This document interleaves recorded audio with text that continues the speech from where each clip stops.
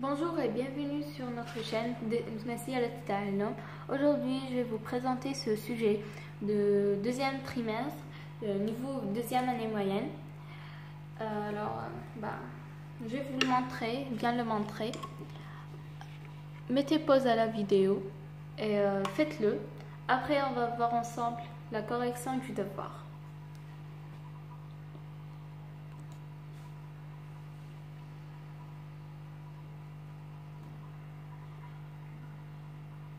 Alors commençons par lire le texte. Comment le lièvre devint blanc.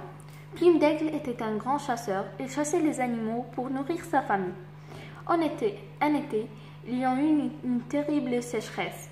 Pour ne pas mourir de soif, les animaux remontèrent vers le nord. Plume d'Aigle les suivit. Tout à coup, la neige se mit à tomber. Le pauvre chasseur ne reconnaissait plus rien. Soudain, un lièvre brun vint vers lui et dit « Homme, tu n'as pas l'air de savoir où tu vas. »« C'est vrai, dit Plume d'Aigle, je suis perdu. Je sais où ton campement, reprit le lièvre. Viens, suis-moi. » Le lièvre le conduisait près du campement. Plume d'Aigle caressa le lièvre en lui disant tristement « Merci, tu m'as sauvé la vie. » Mais au fur et à mesure que l'homme le caressait, le pelage du lièvre blanchissait. Bientôt, il fut tout blanc. Blanc dans la neige blanche, il était invisible. Aucun chasseur ne pourrait le tuer.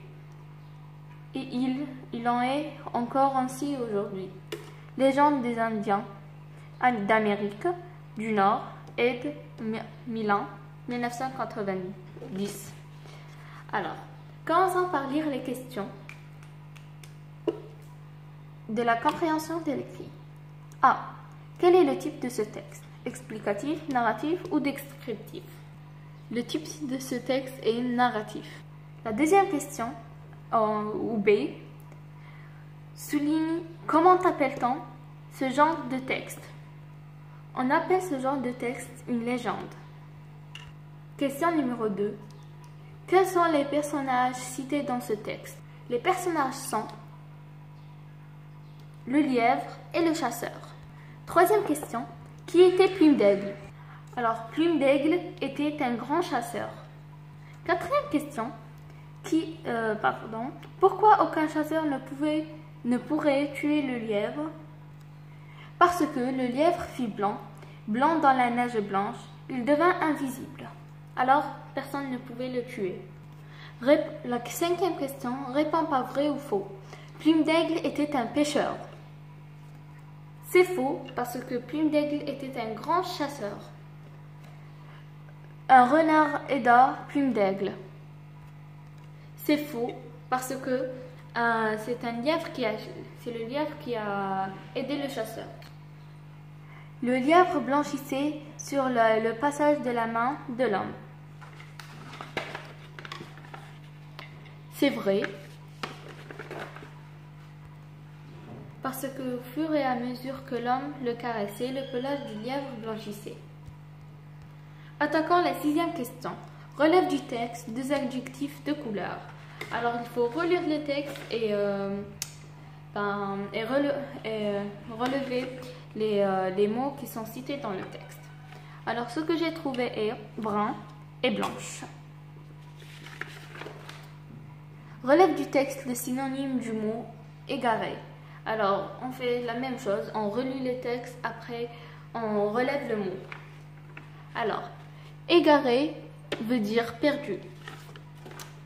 Et le mot, il est ici.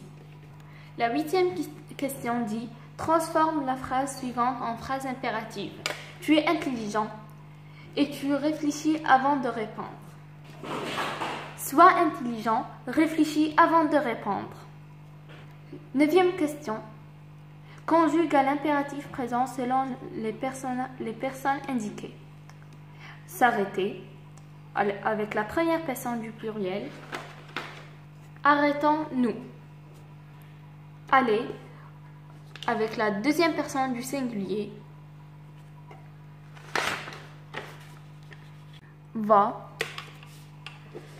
Alors, le verbe faire avec la deuxième personne du pluriel. Faites. Alors, je tiens à préciser que le sujet n'a pas de production écrite. Alors, la deuxième question est: forme des adverbes à partir des adjectifs suivants. Calme, lent, récent. Alors, calme, on le fait au féminin. Après, on ajoute MENT. Lent, on fait la même chose. On le mue en féminin. Après, on ajoute le MENT. C'est le suffixe. Récent, on le fait récemment. On l'écrit comme ça. Alors comme ça, on a terminé la vidéo d'aujourd'hui. J'espère que elle vous a plu et je vous dis à bientôt.